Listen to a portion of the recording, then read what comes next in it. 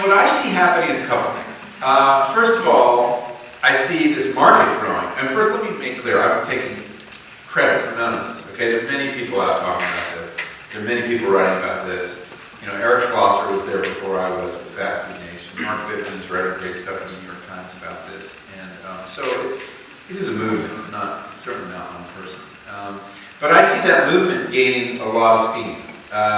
It's a social movement, it's an economic movement, and it's a nascent political movement too. The market has exploded for this kind of food. Farmers markets are multiplying like weeds. The CSAs, the whole local food economy, I think, is up to about $7 billion in the United States, which is kind of amazing. This should not have happened after the crash. And in fact, I remember vividly one day, I teach at the journalism school at Berkeley, and one of my colleagues at Lowell Burton, great investigative reporter, he helped bring down the tobacco industry. And one of these hard-bitten journalist types. And we're standing across the street in front of the journalism school, and it's September 24th, and Lehman Brothers has just gone down, and the whole economy is tottering, and it looks like we're entering a depression, or at least a recession. And he's standing there and he says, "Wow, that's it for your food shit."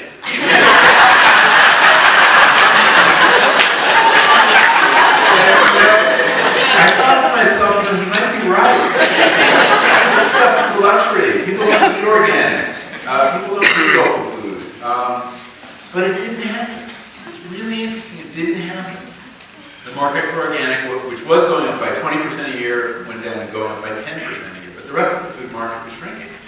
And local food continued to grow. This kind of food was filling a need that was important enough for people to sacrifice to keep feeding. And especially feeding their kids this kind of food, really important to people. So the market proved its resilience, and that it is still growing. In the political area, we have had in the last 5 years, of course, Michelle Obama. I mean, she has entered this conversation. She has elevated people's awareness of food, the importance that how you feed your kid, what you feed them, is part of being a good parent. That idea was not so well established in parts of America. And I think she changed the norm around that. The parents need to take more control of the diet and resist the food marketing that kids are getting.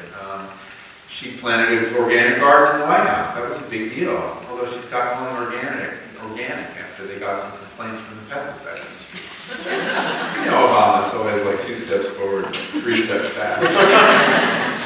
But, and so I think awareness of the links between diet and health are much stronger than they were then. And the thing that excites me most is this generation of young people who have made this their issue. Who have decided that this is their generational cause. And that the most popular internship in America last year was working on an organic farm for college students. It's really interesting. I mean, we've had 100 years of people fleeing the farm, and now we have a small group of people who want to get back to the farm. And so I'm very heartened by what I see. I mean, I also have seen in the last 5 years, and I need to bring this up too, that the industry is fighting back. And they weren't paying attention 5 years ago. And you could say it's a mark of our success, but they're a big, tough industry. And they are all over this issue now. And they've launched very powerful PR campaigns to discredit local food, to discredit organic food, to discredit people like me.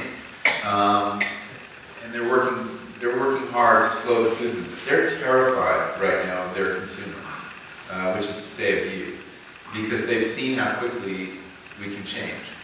Pink slime is a great example. The story about this additive that turned out was in all our hamburgers, all pre-made patties. It was slaughterhouse scraps that were centrifuged and treated with ammonia to make this pink slime, which is not a journalist term, it was a USDA microbiologist term. And a viral internet petition got started to remove pink slime from the USDA school lunch menu. And within 2 weeks, this industry that made pink slime collapsed because people wouldn't touch the stuff. So they've seen the power of consumers to drive change when they want to, and they're terrified. I got a call from someone who I met who was a big food service, he was the meat buyer for one of the big food service companies, I don't know if I should say which one, that supplies hospitals and schools and cafeterias all over the country. And he said, what is going on here? Who's next? Any of us could be next. Yeah, any of you could be next. If the story of how you're producing your food does not stand up to public scrutiny, you're at risk. And they feel that right now. And so they're fighting back. And the way they're fighting back is trying to stop any transparency about the food system.